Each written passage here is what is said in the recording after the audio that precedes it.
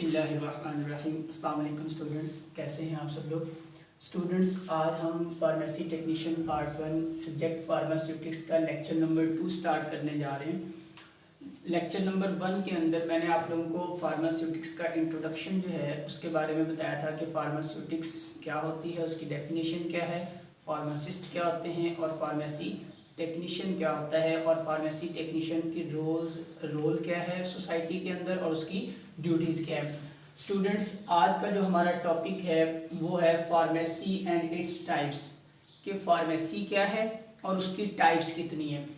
तो first of all हम क्या करते हैं, जो फार्मेसी है उसकी डेफिनेशन, उसको डिफाइन करते हैं कि व्हाट इज़ फार्मेसी, असल में फार्मेसी कहते किसे हैं।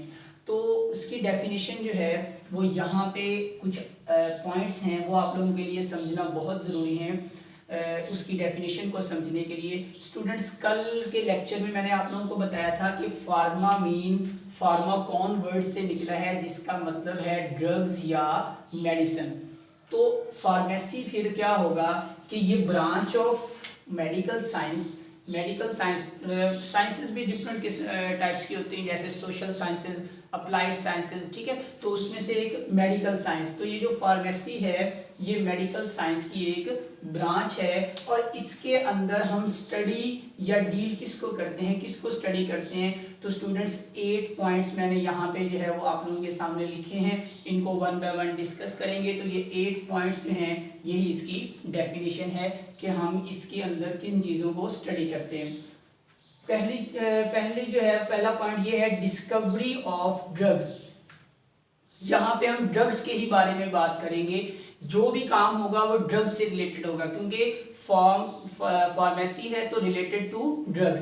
स्टूडेंट्स, पहले हम ये चीज़ स्टडी करेंगे कि डिस्कवरी ऑफ ड्रग्स, नई जो ड्रग्स हैं उनको डिस्कवर किया जाएगा। फॉर एग्जांपल आप देखें कि मॉडर्न दौर के मुताबिक जो हैं वो डिजीज़ेस जो हैं वो भी जो हैं वो चेंज होती जा रही हैं। पहले बहुत सारी ऐसी डिजीज़ें हैं जो पहले नहीं होती थी, अब जो हैं वो होती हैं। तो इस तरह जैसे जैसे जो है वो टाइम जो है वो मतलब आगे जा रहा है, तो ऐसे ही जो डिजीज़ेस हैं वो भी ज़्यादा होती जा रही हैं। तो उन डिजीज़ेस के मुताबिक न्यू ड्रग्स जो हैं वो डिस्कवर होती हैं। उसके अलावा आप लोगों ने फर्स्ट जनरेशन और सेकंड जनरेशन का भी नाम सुना होगा।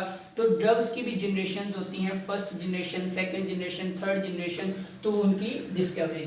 उसके बाद ये development and synthesis of drugs.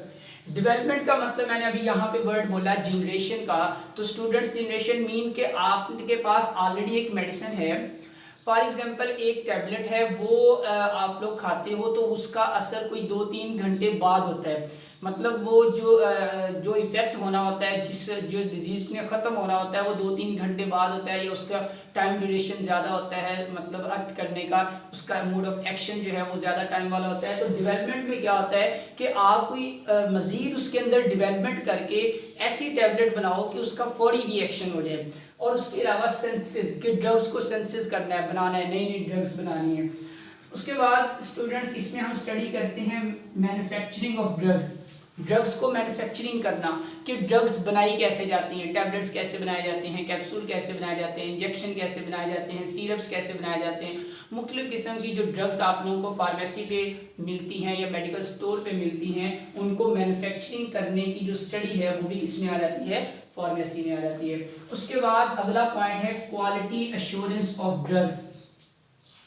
Students, याद रखो, जो ड्रग्स जो बनती हैं उसमें अगर क्वालिटी एश्योर नहीं है, क्वालिटी ठीक नहीं है, तो डेफिनेटली वो बॉडी के अंदर जाकर उस तरह का रिस्पांस जो है वो नहीं देगी। तो क्वालिटी को एश्योर करने के लिए, ड्रग की क्वालिटी के, ये प्योर है या प्योर नहीं है। अब देखें, फॉर एग्जांपल एक टैबलेट है, उसके अंदर एक्टिव इंग्रेडिएंट ही नहीं है जितना होना चाहिए, तो वो उसकी क्वालिटी ठीक नहीं है, वो ठीक तरीके से वर्क नहीं करेगी। वो ऐसे ही है कि आप उसको खाओ और जो है वो कोई उसका एक्शन नहीं होगा।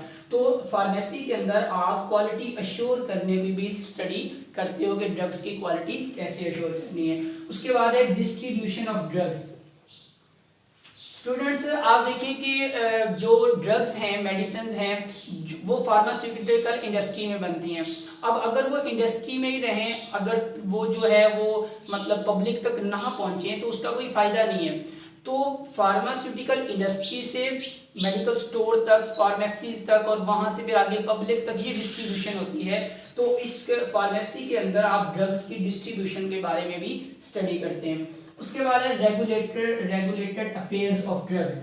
फार्मेसी के अंदर आप लोग जो है वो ड्रग्स के रेगुलेटेड अफेयर्स आप कह सकते हो कि एक जो है वो लॉज उसके हवाले से कि कौन सी मेडिकल जो मेडिसिन हैं वो हम पब्लिक में दे सकते हैं, कौन सी नहीं दे सकते, कौन सी ऐसी मेडिसिन है जो प्रेस्क्रिप्शन के साथ दे सकते हैं और कौन सी ऐसी मेडिसिन है जो प्रेस्क्रिप्शन के बगैर।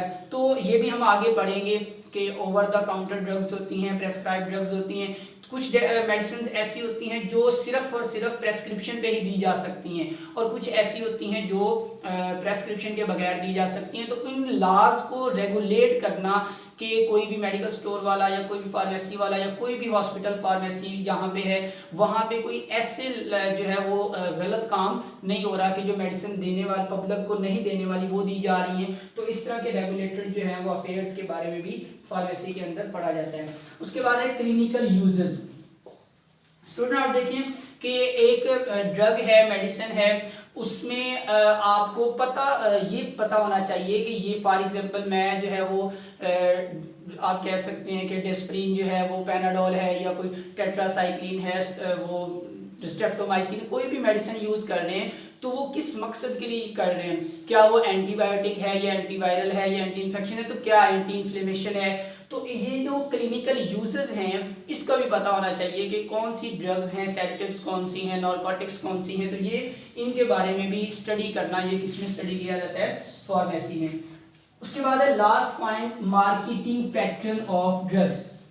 मार्केटिंग पैटर्न का मतलब स्टूडेंट्स ये है कि आपने ड्रग्स के बारे में पब्लिक को बताना है, मेडिकल स्टोर्स वालों को बताना है या डॉक्टर्स वगैरह के साथ जाके कंसल्ट करना है कि ये हमारी मेडिसिन है, इसमें जो है आपके पास ये इसके साइड इफ़ेक्ट्स कम हैं, इसकी जो है वो जनरेशन ये ज़्यादा है या ये अच्छे तरीके से काम करती है। तो मार्केटिंग पैटर्न जितना भी है कि आपने अपनी प्रोडक्ट्स जो है वो ड्रग्स जो हैं उनको आगे सेल करना है, तो उसको कहते हैं, इसकी स्टडी भी क्या है, फार्मेसी। तो मैं इसको ओवरऑल वाइंड अप करता हूँ। डेफिनेशन ऑफ फार्मेसी में क्या है, तो ये मेडिकल साइंस की ब्रांच है जिसमें हम स्टडी करते हैं डिस्कवरी ऑफ ड्रग्स को डिस्कवर करने की study, development and synthesis of drugs को डेवलपमेंट कैसे दिया जाता है, उसकी डेवलपमेंट कैसे की जाती है और उसको सिंथेसिस कैसे किया जाता है, मैन्युफैक्चरिंग ऑफ ड्रग्स को मैन्युफैक्चर कैसे किया जाता है, बनाया कैसे जाता है, उसकी क्वालिटी को कैसे अश्योर किया जाता है कि ये प्योर है या इम्प्योर है, इसके बारे में भी हम स्टडी करते हैं। डिस्ट्रीब्यूशन ऑफ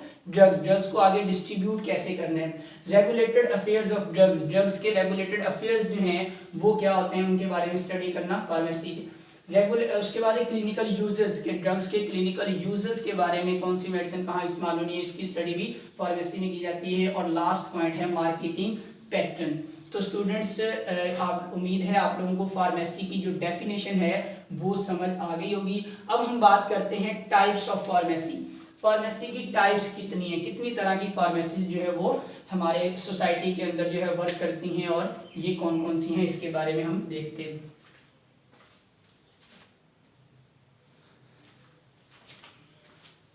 जी तो स्टूडेंट्स फर्स्ट जो टाइप है फार्मेसी की वो है हॉस्पिटल फार्मेसी। कल वाले लेक्चर के अंदर जब मैं आप लोगों को ड्यूटीज ऑफ फार्मेसी टेक्नीशियन बता रहा था तब मैंने आप लोगों को हॉस्पिटल फार्मेसी के बारे में बताया था कि THQ में और DHQ में वहाँ पे फार्मेसीज होती हैं जो वार्ड्स में जो पेशेंट होते हैं उनको वो मेडिसिन जो है वो प्रोवाइड करते हैं और जो भी डॉक्टर जो प्रेस्क्राइब करते हैं पेशेंट को मेडिसिन वो हॉस्पिटल फार्मेसी वाले प्रोवाइड करते हैं। तो हॉस्पिटल फार्मेसी की टाइप है। उसके बाद क्लिनिकल फार्मेसी के क्लिनिकल यूजेस के हवाले से रिटेल एंड कम्युनिटी फार्मेसी के आपने फार्मास्यूटिकल इंडस्ट्री से मेडिसिन लेनी है मेडिकल स्टोर तक और मेडिकल स्टोर से फिर आगे पब्लिक को जो है वो प्रोवाइड करनी है, ये होता है रिटेल और कम्युनिटी फार्मेसी। इसमें एक होलसेल फार्मेसी भी आ जाती है, ठीक है, कि आप में होलसेल में ये होता है कि फार्मास्यूटिकल इंडस्ट्री से मेडिसिन जो है वो मेडिकल स्टोर तक जाती हैं, ये होलसेल होता है, और मेडिकल स्टोर से फिर आगे जो है वो पब्लिक तक जो है प्रोवाइड करना, ये होता है रिटेल फार्मेसी। उसके बाद है फोरेंसिक फार्मेसी। तो यहाँ पे आप लोग देख सकते हैं रेगुलेटेड अफेयर्स। तो फोरेंसिक फार्मेसी इसी के मतलब साथ है इंटर रिलेटेड। फोरेंसिक का मतलब होता है कि लॉज एंड रेगुलेशन को स्टडी करना, लॉज और रेगुलेशन को इम्प्लीमेंट करना। तो फोरेंसिक फार्मेसी का बेसिकली काम क्या होता है कि मेडिकल स्टोर को जाके चेक करना, फार्मेसीज को चेक करना, हॉस्पिटल फार्मेसी को चेक करना, क्या वहाँ पे मेडिसिन जो है वो ठीक तरीके से प्रॉपर तरीके से दी जा रही हैं या नहीं, पब्लिक तक जो है वो अच्छी क्वालिटी की मेडिसिन दी जा रही हैं या लो क्वालिटी की दी जा रही हैं, कोई एक्सपायरी को जो है वो मेडिसिन तो नहीं दी जा रही, या कोई ज़्यादा जो है वो प्रॉफिट पे जो है मेडिसिन तो नहीं दी जा रही। तो basically forensic laws and regulation को इम्प्लीमेंट करने वाली फार्मेसी होती है, ठीक है। उसके बाद एक कंपाउंडिंग फार्मेसी, इसमें क्या होता है कि मेडिसिन जो है फॉर एग्जांपल उस जो है वो आपके पास मेडिसिन का एक काफ़ी ज़्यादा ब्लॉक है, स्टोरेज है, उसको आपने कंपाउंड कैसे करना है, मतलब इंजेक्शंस कैसे बनाने हैं, सोल्यूशंस कैसे बनाने हैं, टैबलेट्स कैसे बनाने हैं, उनको फिर आगे डोजेज फॉर्म में उनकी डिस्पेंस करके कि उसमें आपने उनको पेशेंट्स को बताना होता है कि आपने इसको रेफ्रिजरेटर में रखना है या नहीं रखना, या क्या करना है, और प्रॉपर उसकी जो है वो मतलब मिकदार बताई जाती है कि इतने ml लेनी है, इतने mg लेनी है, और सुबह दोपहर शाम इस तरह की डिस्पेंसिंग होती है, ठीक है। उसके बाद मिलिट्री फार्मेसी, ये रिलेटेड टू आर्मी जो CMH होते हैं, कंबाइंड मिलिट्री हॉस्पिटल्स होते हैं, वहाँ पे जो फार्मेसीज होती हैं मिलिट्री फार्मेसी। उसके अलावा वेटरनरी फार्मेसी, स्टूडेंट्स याद रखो आप लोगों ने नाम सुना होगा DVM का।